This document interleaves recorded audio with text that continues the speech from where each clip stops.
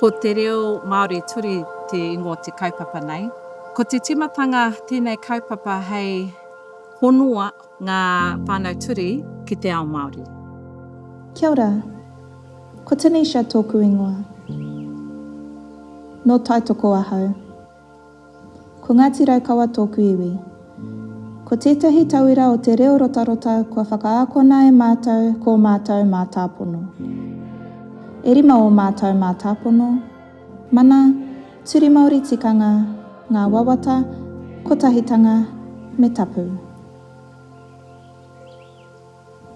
I tēnei wā kei te akotonu mātou me pēhia te whakarite i tētahi huarahi e whai wāhi ai, ā e āhai ai mātou te whakawhitiwhiti tika ki te haukainga me te manuhiri. Nā reira, nāku tonu te karanga i kawe mā te reo rotarota.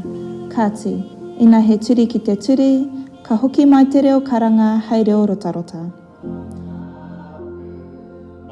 He mea nui te mātai e kite atu ai te karanga me te whakahoki. I hua ke tētahi ara mōku i tēnei wānanga ki te ako me pēhea te tūhono i ngā aria rotarota Māori ki te reo Māori. Ko taku kohara, ko te tū hei kaiwhaka Māori reo toru. Ko te kaiako tāku e whai nei, i nā hoki, he ruarua noiho ngā kaiako turi tāne Māori. Tērā pea, ko tāku e hiahia nei, ko te whakakotahi aua tūnga e rua, ka tūau he kaiārahi whakaako i te reo.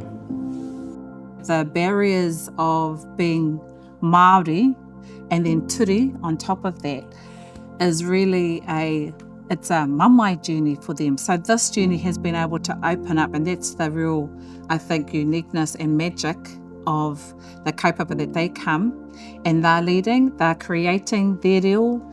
It's going to open up doorways for the next generation. My dream would be that they were at home and that everybody could actually sign